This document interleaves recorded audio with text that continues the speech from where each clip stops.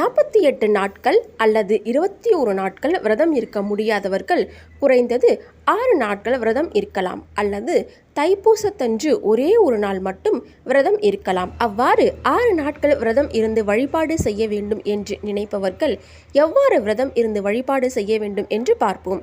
இந்த வருடம் தைப்பூசமானது பிப்ரவரி மாதம் 11ஆம் தேதி வருகிறது.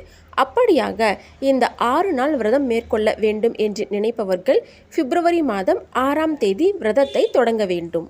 அன்றைய தினம் அதிகாலை எழுந்து பிரம்ம முகூர்த்தத்தில் குளித்து பூஜை அறையில் இருக்கக்கூடிய முருகனின் படத்தை சுத்தம் செய்து மலர்களை சாற்றி ஒரு அகல் விளக்கில் நெய்யோ அல்லது சுத்தமான நல்லெண்ணெய்யோ ஊற்றி பஞ்சு திரி போட்டு தீபமேற்ற வேண்டும். பிரம்ம முகூர்த்த வேளையிலேயோ அல்லது ராவு காலம் யமகண்டம் நேரம் தவிர்த்து கோவிலிலேயோ அல்லது வீட்டிலேயோ ₹1 நாணயம்